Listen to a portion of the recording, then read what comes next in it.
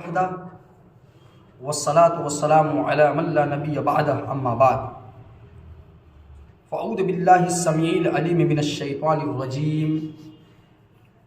بسم اللہ الرحمن الرحیم قال اللہ عز وجل انما المؤمنون اخوہ فاصلحوا بین اخویکم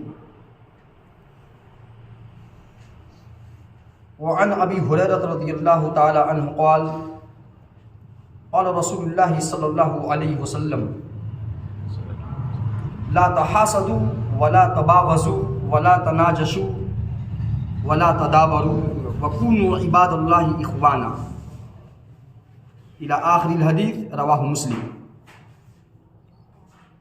محترم سامعین، آپ حضرات کے سامنے اللہ رب العالمین کی مقدس کتاب قرآن مجید سے ایک آیت غالباً سورۃ الحجرات کی ہے وہ پڑھی گئی۔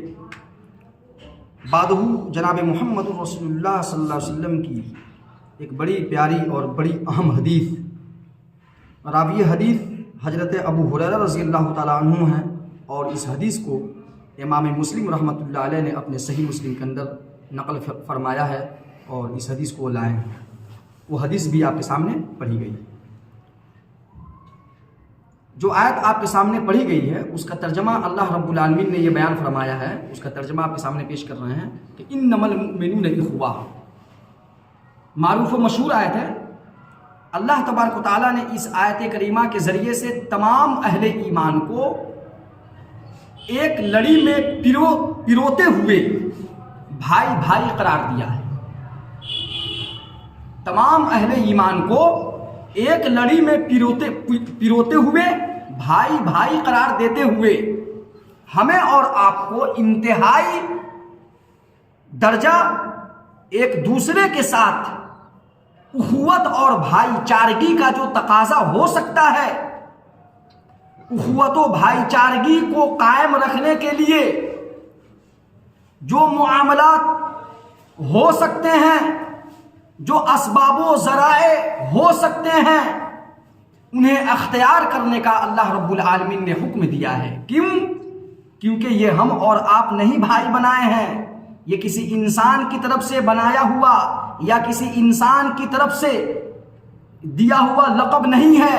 یہ اس ذات واحد کی طرف سے ہے جس نے ہمیں اور آپ کو اس دنیا کے اندر پیدا فرمایا ہے، جس کی یہ ساری کی ساری ملکیت، یہ ساری دنیا ہے جس کی ملکیت کی ہے، جس کی ملکیت میں ہے، اس اللہ نے ہمیں اور آپ کو یعنی تمام اہل ایمان کو بھائی بھائی سے یاد کیا ہے، بھائی بھائی قرار دیا ہے۔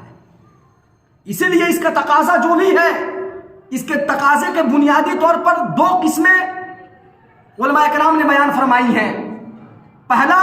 اس کا تقاضا کس کا؟ اخوت و بھائی چارگی کا،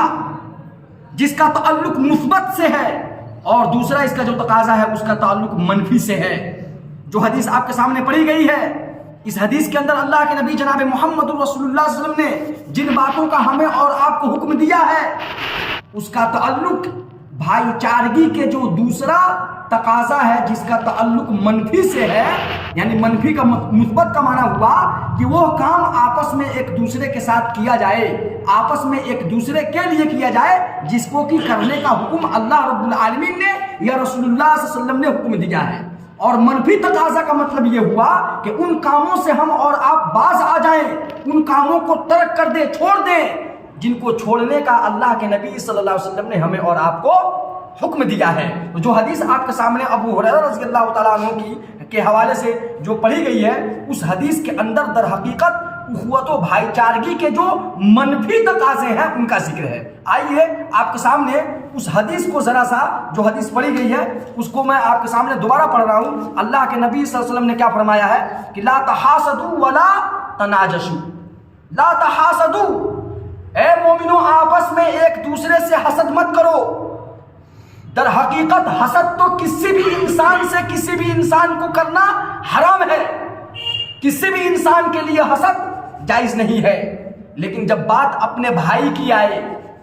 بات اپنے ایمان والے بھائی کی آئے، تو اس کا جو دائرہ ہے حکم کا وہ اور زیادہ بڑھ جاتا ہے کہ اپنے ایمان والے بھائی سے، چونکہ عام طور پر اس کے اندر یہی فرمایا گیا ہے کہ ہمارا اٹھنا بیٹھنا ایک مسلمان کا عام طور پر اٹھنا بیٹھنا مسلمان ہی کے ساتھ ہوتا ہے۔ جہاں بھی کوئی گھر بناتا ہے تو پتہ کرتا ہے کہ بھائی یہاں پر مسلم ایریا کدھر ہے، ہم جگہ لیں گے، زمین خریدیں گے، تو عام طور پر مسلمانوں کے بستی میں ہی عام طور پر مسلمان لوگ رہتے ہیں، تو اب جو یہ معاملات ہوں گے حسد کا وہ انہی کے ساتھ ہوں گے۔